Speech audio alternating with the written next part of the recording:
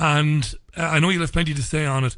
But of course, the big news over here, and I know it's been widely reported in the US as well, of course, especially in Boston, New York, where you are, Florida, on the East Coast, because there's so many expats. The attack yesterday, which has left 4 people, including the attacker dead, a policeman. What have you made, Gerald, of what you've seen in the last 24 hours? 4 people. How about the 230 civilians that were slaughtered last night by United States airstrikes over Mosul? They don't count. How about the 40 Syrians that were bombed away by the USA last week and another 30 this week? They don't count. But one madman kills 4 people. We got to increase that war against ISIS, I tells you. You have the Trends Journal. You see the cover of it. Yeah. Crusades 2000. That's all this is. No one wants to see or say, how did this radicalism been created? It's their religion. Oh, yeah, maybe it is. It couldn't be, because the United States and its coalition of the killing slaughtered over 1 million Iraqis on a war based on lies, destroy the entire country. Young people have no future. I just mentioned 230 civilians bombed to death last night by the United States, and that doesn't make any of the media. How about that lovely war in Afghanistan? It's a beaut. We got to get that guy, Osama bin Laden, and he'd been living there. That's a good excuse to go there and launch a war that's destroyed the country, the longest war in American history, and now they're talking about sending more troops there. Taliban didn't do anything to us. Oh, bin Laden. Oh, that other little slimy little lowlife, Jimmy Carter, who all the liberals love. Yeah, you forgot the Mujahideen that he created. Bin Laden, morons. All you little liberal lowlifes that love your murderers like Obama that killed over 4,000 innocent people with drone strikes. Oh, yeah, you forgot the Mujahideen, huh? Yeah, because you're all suffering from attention deficit disorder and you're lost in la-la land. You love BS, man, and you can't get enough of it shoved down your throat. Wonder why they create radicalism, huh? Oh, yeah, you got to get them Russians out of Afghanistan. Oh, you forgot that story, huh? Oh, maybe you like the story of that other arrogant Nobel Peace of Crap Prize winner Obama that destroyed Libya, killed over 40,000 people. Can't figure out why there's a refugee crisis.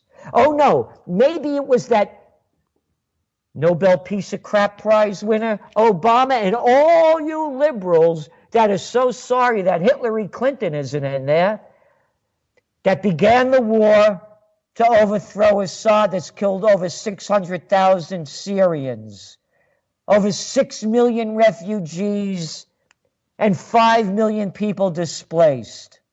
I can't figure out why people go berserk and become, quote, radicalized. Because after all, if a foreign country invaded America or invaded the UK or invaded France and the people fought back, why, those people would be terrorists.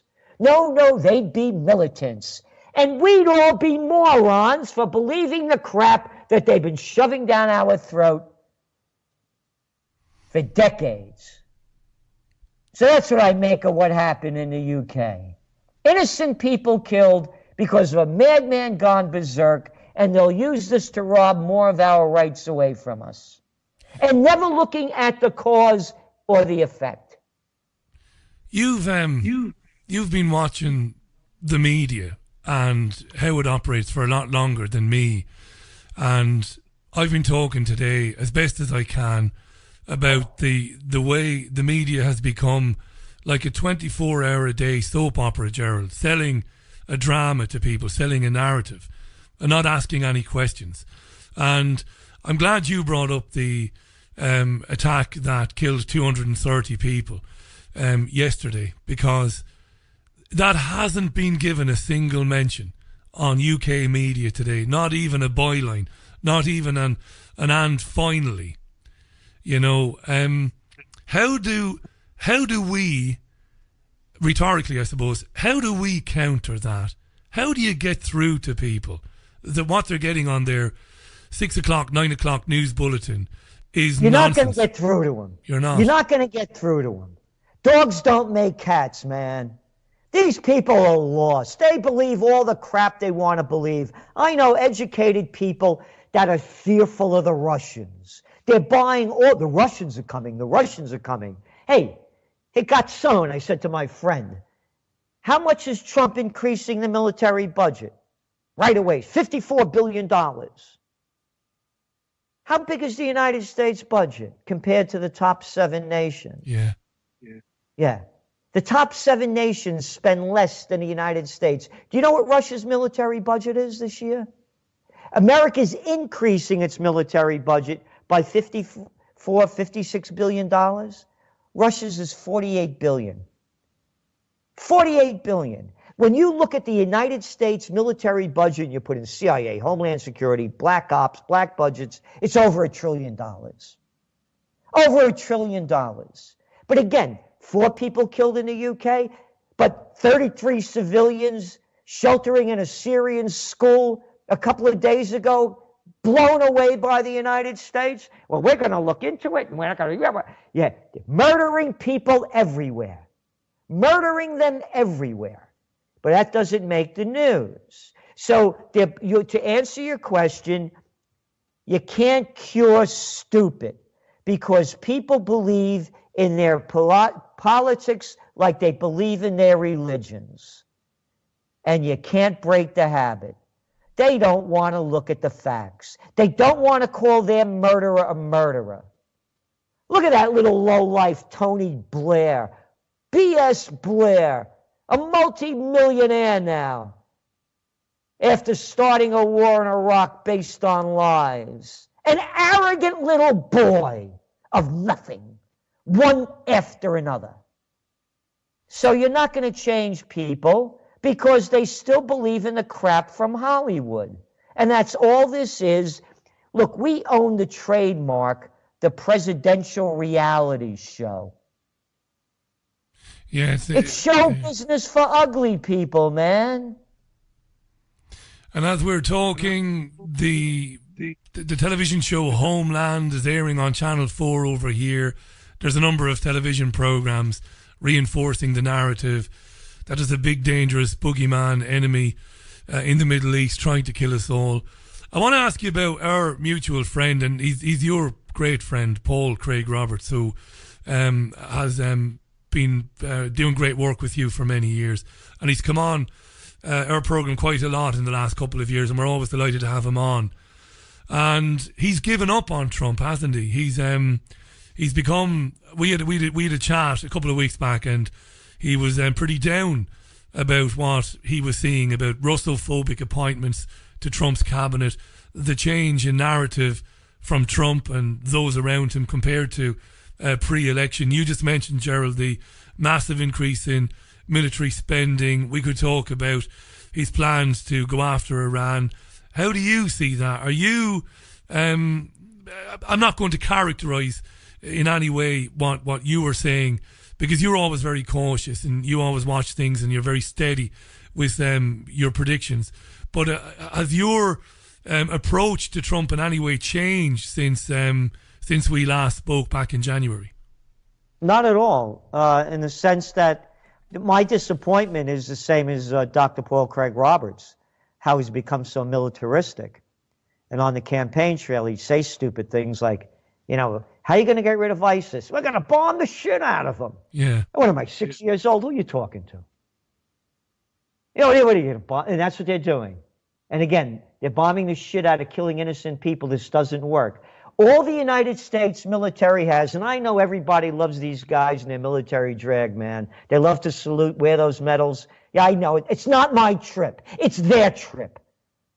There's no draft in this army. This is a volunteer trip, and you're not making my life safer. You guys are making it less safe by invading and occupying other countries. So having said that, you're looking at what Trump is doing, and now the policy is to do more of that. Again, they're putting some 2,000 troops into Syria. Now they're coming up with this whole scam of how they're going to build a safe zone in Syria. Oh, you are? You're bombing Syria. You have no right being there. There's a thing called the Constitution, but people forgot about that because they raped it from us. And that meant that Congress had a vote to go to war. They don't vote to go to war anymore. They give the commanders-in-chief the power to do it. So Paul Craig Roberts and I are disappointed on the same levels, going back to Iran. Or you heard Trump, it's the worst deal ever made. It's the worst deal ever made. What the worst deal ever made? Oh, yeah, we got to watch them Iranians. I mean, after all, they haven't invaded a country in about 250 years. Yeah, but they're in Syria. Yeah, but Assad invited them there. Yeah, but we don't like Assad. That's none of your damn business. He was elected by the people. But you're too stupid, you people that don't like him, to look at the facts. So what if a country, you got Trump over here with 37% negativity rating, what if they said, we got to get rid of that crazy guy? He got his hand on a nuclear trigger. Let's go invade that country. It's the same thing. So Trump's, he's just pushing this war more. He has given now the Pentagon, according to White House officials, to bypass the White House to make decisions. That's right. When you look at the people he's put in his cabinet and his top administration officials, they are people from the military-industrial complex that are running the intelligence agency, Homeland Security.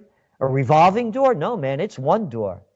It's the military-industrial complex, now cyber complex, and of course before the cyber time that Dwight D. Eisenhower, five-star general, supreme commander of the Allied forces in World War II, two-term Republican president, warned the American people that the military-industrial complex was robbing the nation of the futures of the children, genius of the scientists, and sweat of the laborers, and here we are. And you got all these little boys, slimy, slick Willie Clinton, bullshit George W. Bush, whose book now, his coloring book, is on the bestseller list in the United States of the toilet paper of record, the New York Times bestseller list. And all of the media welcoming this little clown of nothing with a pair of cojones smaller than a mothball. Obama, between playing golf, shooting pool, and playing basketball, another arrogant guy. And now you got Trump. Yeah, Trump was a tough guy. He was such a moron, a narcissistic jerk. When I was a kid, we're the same age. The greatest threat your parents could give you when you got out of line, your little SOB had enough of your crap, you're going away to military school. Trump was so narcissistic. This guy, this born on third base, thought he hit a home run. His old man left 4 kids over $300 million. They sent him to military school right south of where we are over here in Colonial Kingston, Cornwall, New York. Now imagine this, Richie. You're a teenage boy. I mean, if you're not into the transgender trip or the other trip, you're into girls and cars and sports. But instead, they got Trump dressed up in military drag, eating crappy food, sending him away to military school. Now he's talking tough, too. The point that I'm making, if you're going to call him out, Junior, take him out. Yeah. Go fight. Go lead the charge. None of you guys could fight your way out of a paper bag. You're all a bunch of loudmouth, arrogant psychopaths. Let me do a quick recap. And I'm not a peacenik. I'm a close combat practitioner. If somebody tries to take me out, I'll take them out first. But I don't get in fights. Only when I have to, if my life is in danger. But these little boys who can't fight, They'll send somebody else to do their dirty work, are slaughtering people all over the world.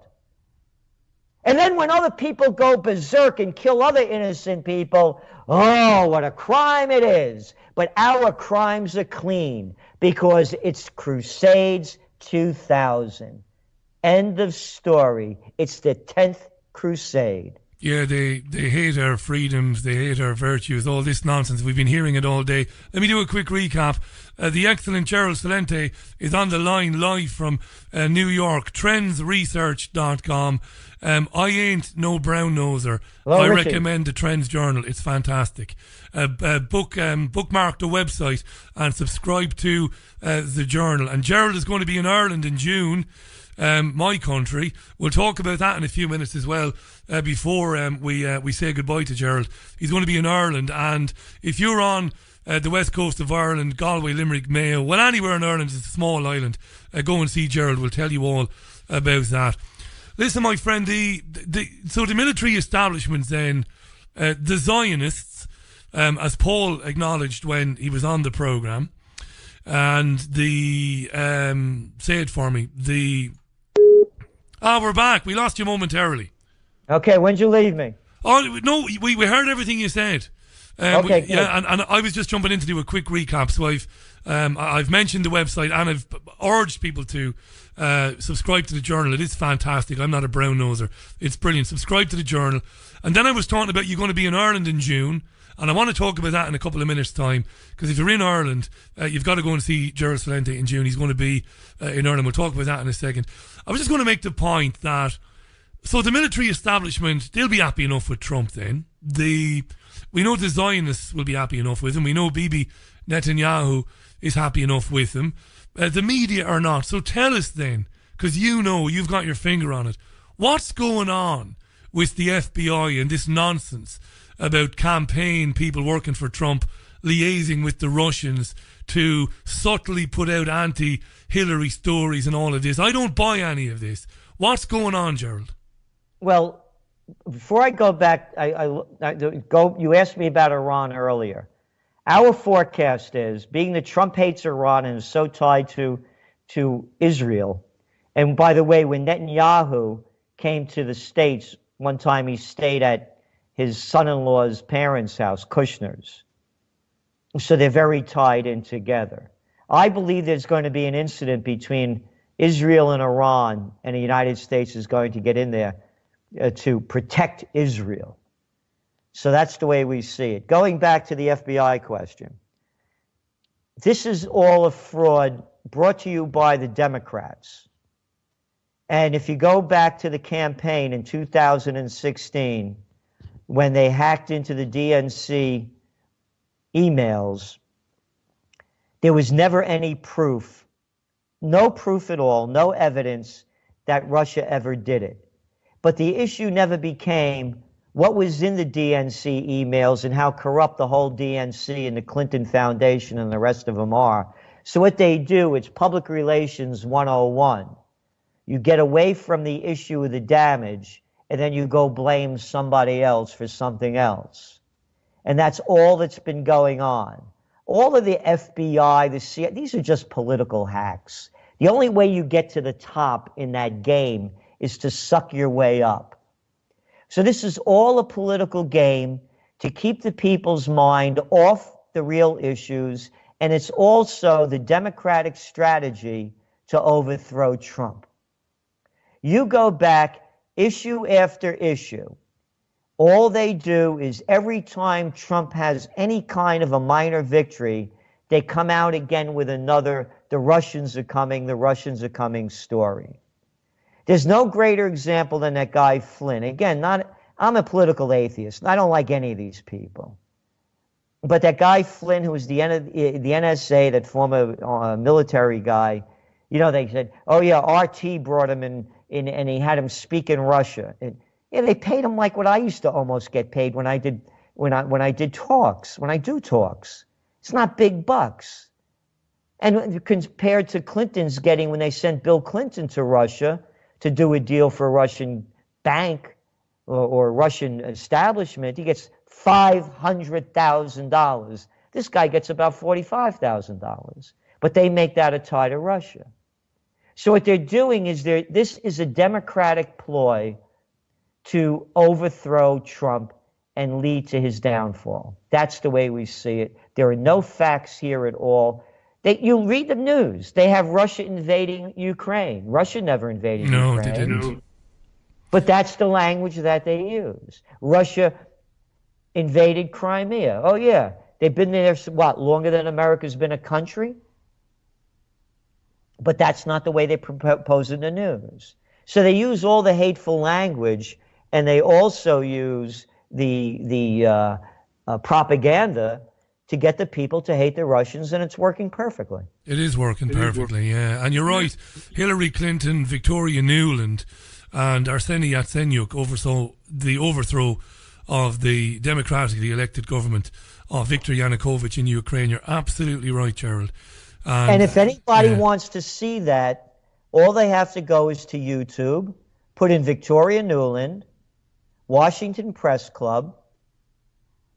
I believe it was December 12th or 13th, 2013, to the best of my recollection of 2014. But just put that in, and you will hear her say how the United States spent $5 billion with NGOs, and that the future of Ukraine was with Europe, and to follow the path set forth by the International Monetary Fund. This is after Putin made a deal with Yanukovych to bail out the government and give them a much better deal.